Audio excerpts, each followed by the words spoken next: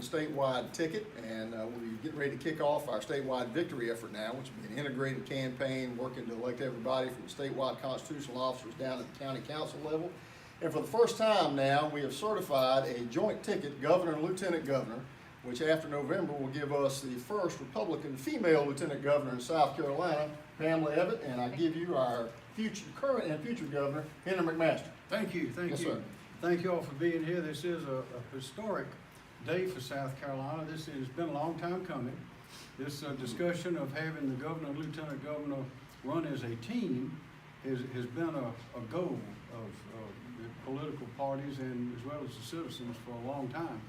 And as you know, under, let's see, Governor Edwards had a Democrat lieutenant governor, Governor Campbell had a Democrat lieutenant governor, Governor Hodges had a Republican lieutenant governor. So it's time.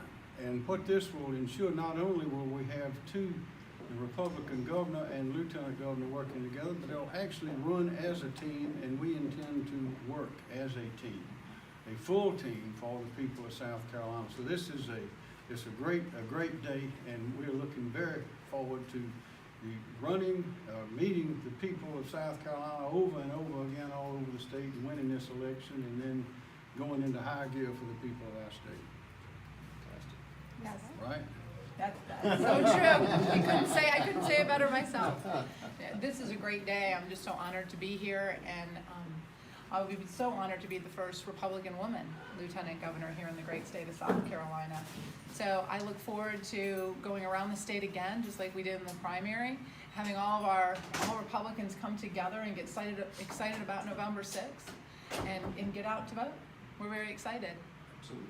Absolutely. We're not taking anything for granted, no stones unturned. So we're going to have an integrated campaign effort doing everything we can to get every Republican voter out to the polls this November. We do that and we'll win. Any questions?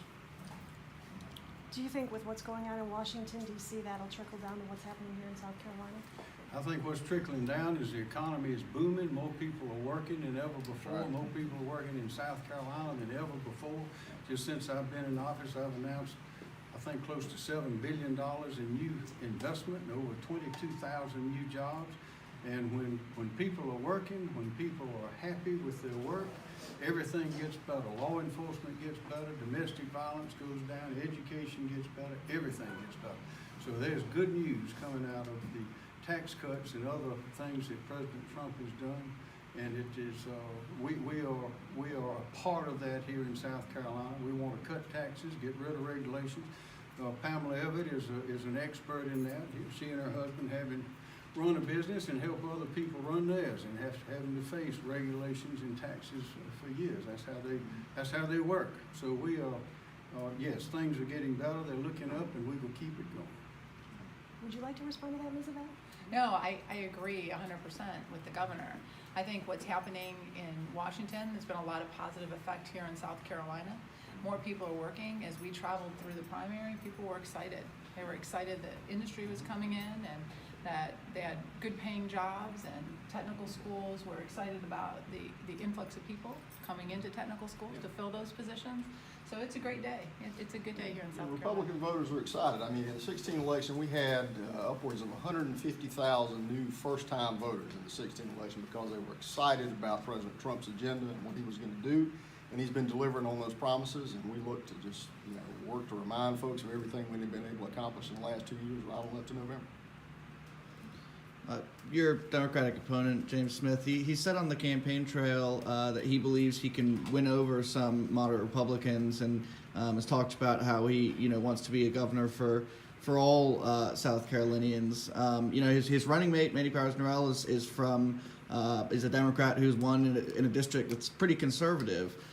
What do you say to the notion that a Democrat could win Republican voters in South Carolina? I would say that the Republican Party and the candidates believe strongly in lower taxes, free enterprise, individual responsibility, and of course a strong defense and those other very important items that we've seen the party stand for years. The Democratic Party, if you watch closely, particularly the leadership, they're going in the other direction. There are a lot of very extreme ideas that are held is a sacrosanct belief by many of the Democratic Party's main leaders. And if you look and watch them on television, you'll understand that it's the Republican, it's the conservative creed, the conservative philosophy, free enterprise, individual responsibility, and progress and prosperity that is good for the country and good for South Carolina. And that's why Republicans are winning elections all over South Carolina.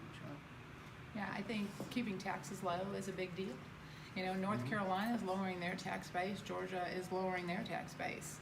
South Carolina is high on tax, and we have to make sure we fix that because we want to make sure that the momentum we have going now keeps going. And I think the dialogue of let's raise taxes and let's people, they don't want to hear that because they don't want to stop all the good things that are happening here in South Carolina right now. And in addition, the competition among the states now is fierce, and all of the progress, all of the great movement and the great growth is occurring in the southeast, the southern states. North Carolina and Georgia, those people are friends of ours, and the leaders as well. And we know for a fact that they in Kentucky and Tennessee and Alabama and parts of Florida, they are looking at us every day to see what we're doing so they can try to get ahead of us, and we're doing the same thing. So now is the time not to slow down and change philosophy and go from a low tax free enterprise philosophy to one of high taxes and high regulations, and that's what the Democrats in Washington as well as in this state want to do. If we miss this opportunity, we won't be able to have another one like this for a long time. You mentioned this the first time. We'll have the governor and lieutenant governor running on the same ticket. What do you plan to use Ms. Evette for if she does become lieutenant governor and you have a cooperative team for the first time at that level? We will have a very cooperative team. As you can see, I can give Pam's speech and she can give mine. We see things. Peggy can give mine too, although she leaves out some of the jokes.